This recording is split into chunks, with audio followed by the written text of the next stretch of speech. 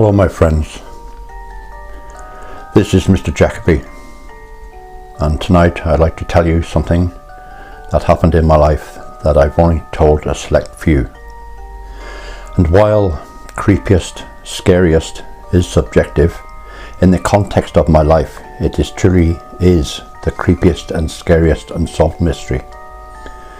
I was first year in high school in my hometown. I was sleeping over at my friend Tom's house. We were watching a movie in his living room when he suddenly got a phone call. I watched as he listened to what was being said on the other line. I watched as emotion poured over his face and he threw the phone across the room.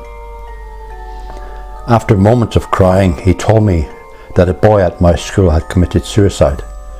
Now, I knew this boy only through seeing him in the halls.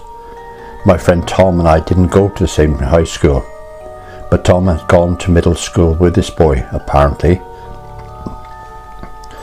And Tom bullied him during those years. He wasn't proud of it, and to be honest, I was pretty surprised because he was such a great guy.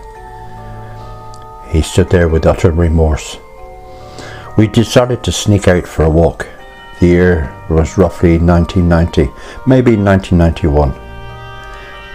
We were still in high school. Now, sneaking out was nothing new. We always did it. At the time, we weren't even into drugs, alcohol or partying. We just liked the freedom of walking the streets at night. The discussions were always great. Normally we'd go walk through this big cemetery that was near my home. It was behind the train tracks that still ran through the town to this day. We loved the danger of the cemetery, the scares. We were kids. It was a rite of passage. As we walked along the train tracks leading to the cemetery, we stopped. To this day, I can't explain why. We had walked into that cemetery dozens of times, and on scarier nights. For whatever reason, we didn't want to go in there. I don't know if the thought of the death on our mind due to my classmate's suicide was a factor. Perhaps. Regardless, without really saying anything to each other, we stopped, turned around and decided to head down a nearby street. Now, in retrospect, I do have to say that throughout this walk, things seemed off.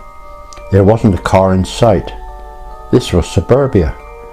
Even walking through the town main street was odd because there just wasn't any cars. Odd. Well, I thought. It was roughly after midnight. It was a weekend night. Where was everybody? Perhaps just a strange coincidence. I don't know. Lastly, there was something in the air. Both Tom and I felt it. We even brought it up. It feels weird tonight. The air, the lights, said Tom. So we decided to walk down a dead-end street.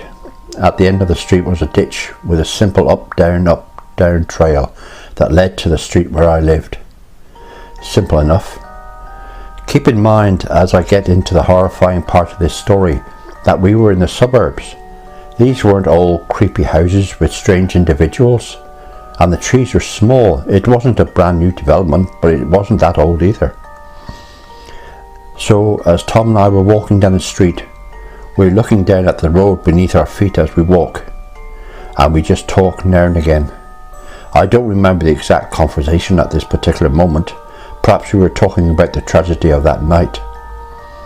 But it could have just have been easily about Star Wars or some other film we'd seen. As we approached the dead end, which was now only a few houses away, Tom and I suddenly stopped. We did so at the same time without saying one word to each other. Our heads slowly turned towards each other, both sensing something. The hair on our arms and our backs of our necks standing high. Then our gaze slowly moved towards, in unison, slightly to the right. That was when we saw it. About 2 houses away, in a virtually barren front yard of a suburban home, beside some bushes, was a dark figure. It was someone or something in dark robes. No face, no features at all, just the robe. Now this figure didn't acknowledge us, not yet. It instead walked or moved in a certain way. I can't articulate it correctly. As if it was walking in circles slowly, without really walking. It held something that was blowing in the wind. And yes, the wind picked up a little bit as well. Another odd element was the light that illuminated it somewhat. There was a street light a few houses up, I remember that, but it wasn't strong enough to illuminate this figure as it was. Tom and I were frozen. In fact, I'm almost frozen as I write this and read it out to you. It's been a while since I have thought about this night. So there we stood, frozen in fear, staring at this dark figure, moving, yet doing so without moving. And it was holding something. Or perhaps what was blowing in the wind was more of its robe. I'm not sure. We stared at this thing for I don't know how long, until it stopped and suddenly looked up at us. As if finally alarmed by our presence. That was enough for us. We ran away as fast as we could. We cut through a side street that led us to the parallel street towards my neighbourhood. This street led to a slight hill. As we rounded the corner and started running up the hill in a panic, we stopped, because on top of the hill we saw another dark figure, with its arms raised. We turned around and ran away in the direction of Tom's house, which at this distance was at least 5 miles. We ran. Time stood still. The next thing I remember, we're laying in the middle of a courtyard of some other neighbourhood that we'd never been before. Gasping for breath, we sat up, and without saying a word, we walked back in silence, back towards his house. The air felt normal again, although we felt like we were in a haze of sorts, albeit out of danger. We fell asleep in his house. I woke up that morning and went home. A few days later I rode my bike to the location. Perhaps it was the shadow of something. Perhaps there was a certain tree or bush, or maybe a for sale sign, or something that made it look like it was a figure. There was something else there, it must have been. Nothing. Nothing at all. It was an open yard.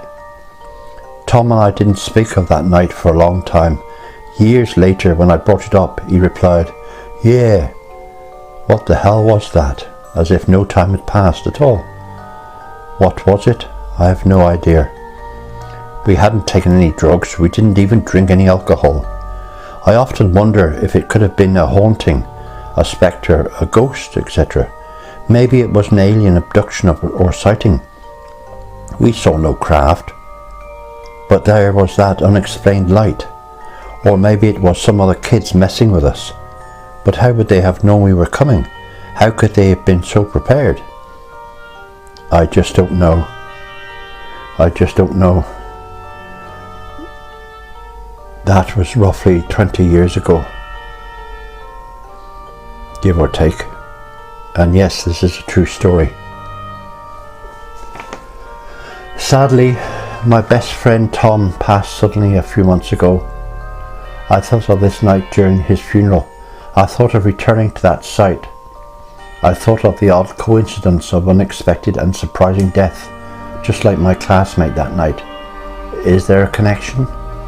Were we seeing some future fate for one of us, which sadly fell upon my best friend Tom? Was this all just some dual hallucination? In my mind, no way. But I'll tell you, friends, it still haunts me at times, even today.